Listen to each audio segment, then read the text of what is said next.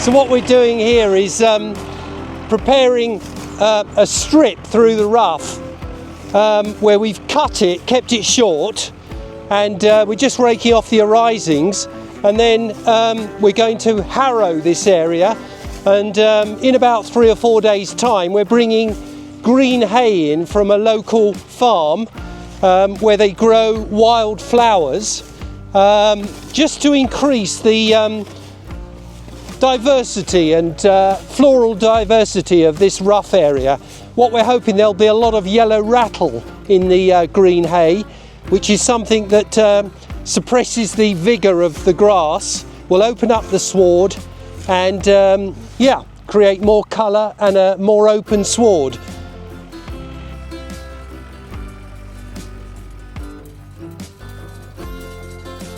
The process of harrowing prepares the ground for receiving seeds from the green hay. It is aimed at diversifying the wildflower composition of the rough, thereby increasing the abundance of insects and birds.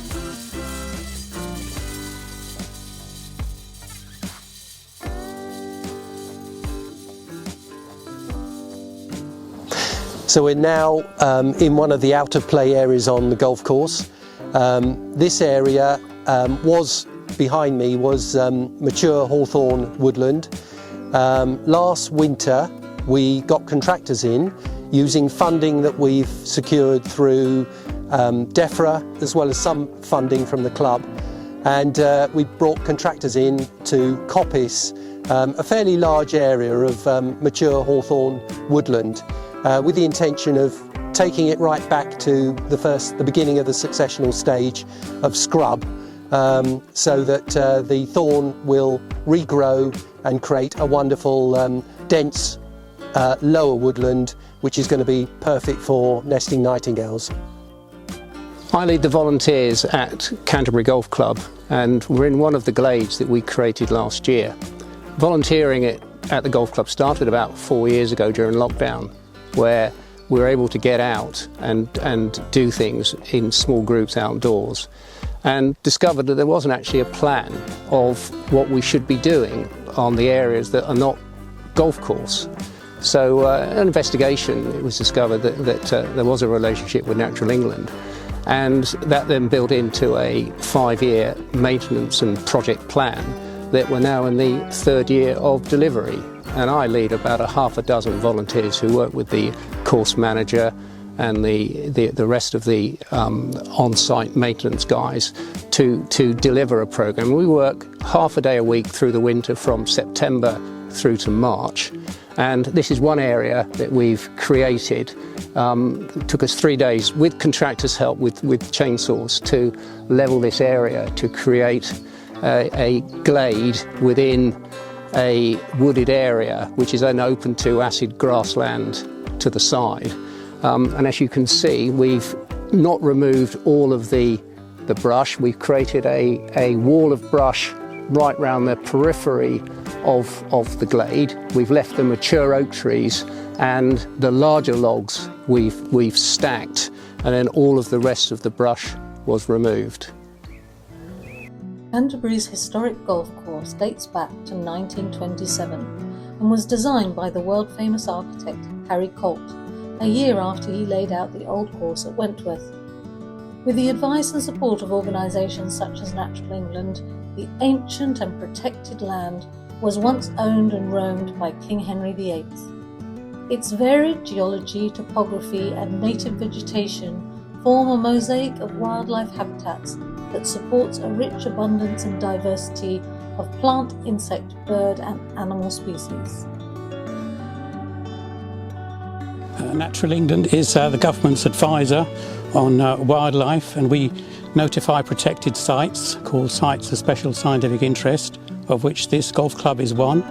It was carved out of an ancient landscape 100 years ago, and we're in an area that was originally part of that wild wood, and we've got a very fine example here of something called Greater Tussock Sedge, which has been here for more years than anyone can remember, and it's surrounded by wonderful fen habitat, and it's juxtaposition between this type of very natural habitat and the manicured lawns of the plain surfaces that I really like. I think for many golf clubs the the fear of interacting with Natural England or any other bodies can be a scary thought for the committee and the management, but here at Canterbury we've proven that having a relationship with those partners really works. This hole is a prime example. You can see the difficulty of playing this. Last autumn we had a lot of encroachment from the branches on the trees, so I applied to Natural England, working with our contact there, Philip. He agreed that we could do some work to take the limbs away, which we've done. We then did what we do, which is stack the wood in the sides, so we don't throw anything away. And it shows that the relationship doesn't have to be a confrontational one. If you work at it, it becomes a partnership. Natural England understand the need for us to have a golf course and manage that golf course, but we understand as a club, having the triple SI that we do, there's a need to manage that as well, and it's a partnership that we've grown and is showing fruition all around the course. Grant funding has helped the club invest in multiple nest boxes, installed by the volunteers who monitor and take care of them. To date, all the boxes contain nests, and even hibernating common pipistrelle bats were discovered. Beside the sand storage, a small pond and a supplementary feeding area was generated in conjunction with the RSPB's Operation Turtle Dove. Okay, here's a small pond that we created a couple of years ago when we had a digger on hire. I spent 5 minutes digging this out, and then the volunteers put a liner down, and we've created a little drinking area that's adjacent to the supplementary feeding station for the turtle doves.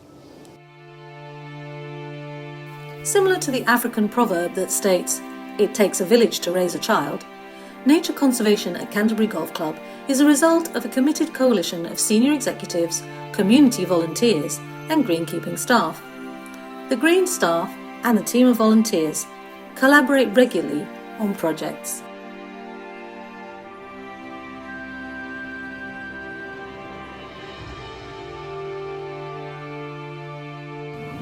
This is an area next to a public footpath that we cleared 2 years ago, where we took out self-seeded sycamore and we just left the oaks, and we cut back the brambles, removed the sycamore stumps, and then once a year we just use a Ventrac machine just to chomp the top to reduce it. That's all we do. And then the bluebells have started to propagate, and you know, in the spring it's a sea of bluebells through this wood, which is then visible from the fairway as you approach the green.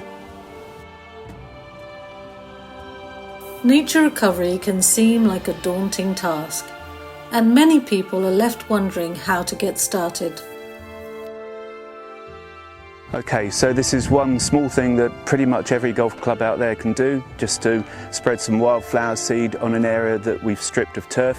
This is outside the driving range, so little small areas around the clubhouse or driving range, somewhere low grade, it's as easy as that.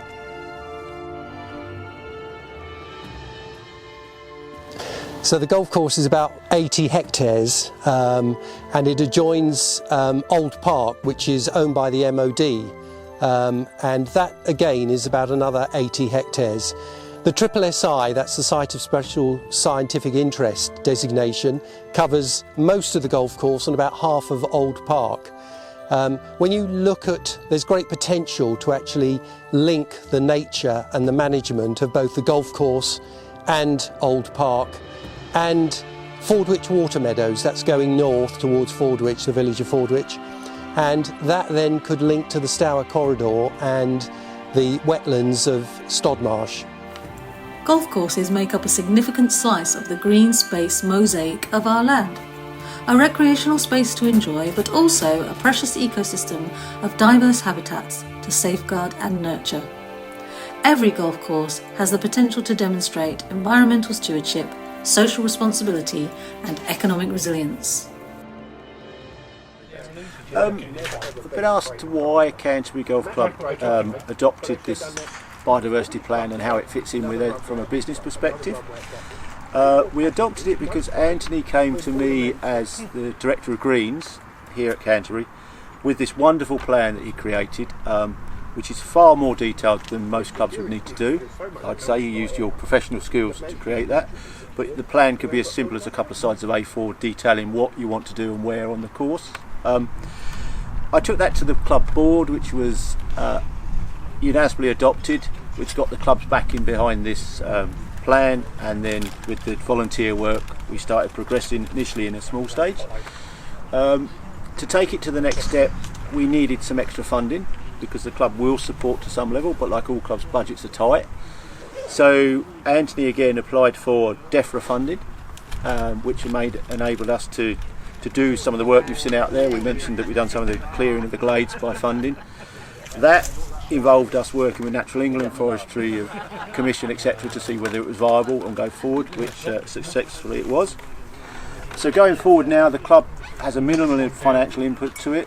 A lot of the work's done by volunteers, or we use the greenkeeping staff's time during the quieter months of January, February, when they're on more course maintenance projects anyway. So it doesn't affect the members. The members don't see any real impact on the playing of the course during the season, because we do the work in the off season. Occasionally we need to do a piece, but overall there's no impact to the members. So therefore that gets the member engagement in it, they buy into it. I, as the Greens Director, do a regular update to the membership, maybe once a month through our website and email. That is really greatly accepted because they get to know what's going on, and not just on a biodiversity thing, also what Ray's doing and why we're doing it. So we communicate, and in anything, communication is the key to get the message out there. From a club, it hasn't really affected the play for the members. Some of them may complain that the rough's a bit too long in a bit places, but we can say, well, it's a long way from where you should be. So overall it doesn't do it, and I think most of our members knew we were sitting on quite a special site because of just having an awareness of what's around them. But actually working and improving it, and also engaging with other partners that Anthony's led so wonderfully, we're getting an understanding of what's on the course, and that really gets them engaged in it. So, you know, it's a win-win. It's a win for nature, it's a win for the club. Yes, the club will use it for marketing purposes and you know, improving our image within the industry, and that is partly why I put Anthony and the team forward for the award, because I think we needed recognition of it, and that's validated. What we did is actually good and is you know, leading us in the field, I think, within golf clubs. The Sustainability Drive is England Golf's national strategy to help future-proof the game of golf. Through expertise, guidance, tools and resources, we aim to help clubs, facilities, counties, golfers and anybody else who's interested in golf to take the necessary steps to make the game more sustainable.